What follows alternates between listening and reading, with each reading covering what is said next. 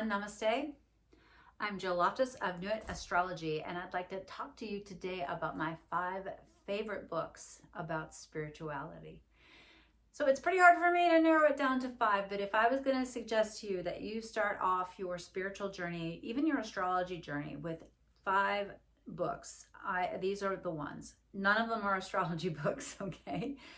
But these are more about understanding the cosmos and energy and the full system of yoga, which is really a lifestyle, a system for solving human problems, as my dear teacher Goswami Kriyananda would say.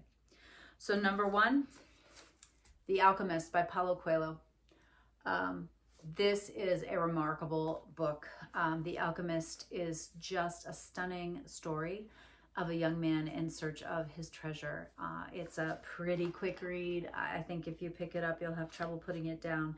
But for anybody who's really on a search, whether it's for happiness or answers or understanding, this is a very important book for you to read, The Alchemist by Paulo Coelho. The second book I would recommend, and you can see mine is very well worn with lots of tabs, is The Spiritual Science of Kriya Yoga by Goswami Kriyananda. There is so much information in this book. All right, so there's, of course, the basics of the 8 limbs of yoga, but then there is just so much, about meditation, about the cosmos, about how things work. It has some beautiful prayers in it. It has some mudra, some mantra, a little bit of yoga. It's just probably the book that changed my life more than anything. So I highly recommend this book. All right. Once you've understood that there are 8 limbs to yoga, the next book that I highly recommend is this one, Theyamas and Niyamas by Deborah Adele. This is a fantastic little volume. It's a quick read, and it's not like a sequential read. You don't have to pick it up and read it cover to cover.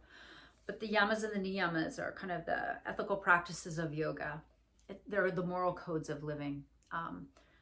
Just practicing the Yamas and Niyamas will absolutely change your life. You can do nothing else, change nothing else, but you start practicing the Yamas and Niyamas and everything will change. Everything for the positive, for the better. Trust me. But this is just a wonderful modern take on these moral practices, and it really gives you the gift of understanding of how they are applicable in daily modern life. Because some of the esoteric yoga texts, there's like the Hatha Yoga Pradipika. Like one of the rules in the Hatha Yoga Pradipika is to avoid women, right? What? So having something that's a little updated sometimes is helpful. Next up, this is a marvelous book. It's called Sastoon, Sastun, by Rosita Arvigo. This is the marvelous, unbelievable story, true story, written, it's autobiographical, written by a woman who went and studied in Belize with the very last Mayan healer. He was, I think, 103 when he passed. It's a fascinating volume. It talks about the amount of knowledge that's been lost from indigenous cultures.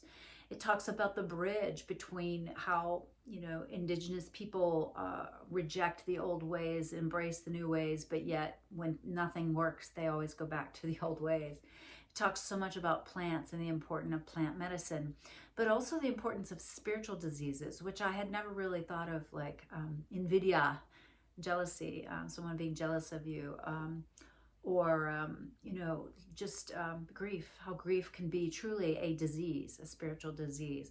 So it's just a powerful book about one woman's journey to really save this sacred knowledge. Just super inspiring, and again, will make you change your way about the way you understand and view this universe. Very, very important book. And then finally, if you're only going to choose 5, I'm going to add Feng Shui, Your Life by Jayme Barratt. And it's Jayme Barratt, Barrett. This is a fantastic book. Now, of course, it has beautiful pictures of, lovely, neat spaces, unlike mine. It has beautiful, inspirational photos, but it also has a wealth of information about how energy moves in a space, in your body. There's information here on the chakras. There's information here on sending and receiving energy, tree communication. I mean, you would think that none of this is all that goes together, right? You would think, oh, Feng Shui, isn't that like, you know, organizing my closet and getting new pillows? No, it's about the energetics of space and how energy flows, and understanding flow, how life flows, how energy flows, how abundance flows, how goodness flows, how love flows. These are so important. These ideas are so important and foundational. And she has it in this beautiful book that you'll also just enjoy looking at when you're not wanting to dig deep into a more of a, you know, kind of an educational type of book. It's an easy read. You can just look at the parts that you like. You can just slowly start to implement things throughout your home, and then you can begin to feel the difference. It includes the Bagua. It helps you understand how to create altars in certain spaces. You know, I'm a big fan of that. So, fantastic book. So, let me know if you enjoyed this video. I would be happy to offer my 5 favorite astrology books and my 5 favorite asana books and all that kind of stuff. But only if you're interested. Drop a comment below. Let me know some of your absolute favorites. Maybe I've read them, maybe I haven't, but I would love to hear. I always have fresh books on the shelf ready to read. So I hope this was useful, helpful. If it was, please like the video, please share it with your friends, please subscribe, and it really helps the channel grow, and I appreciate your support so much. All right. Namaste, my friends.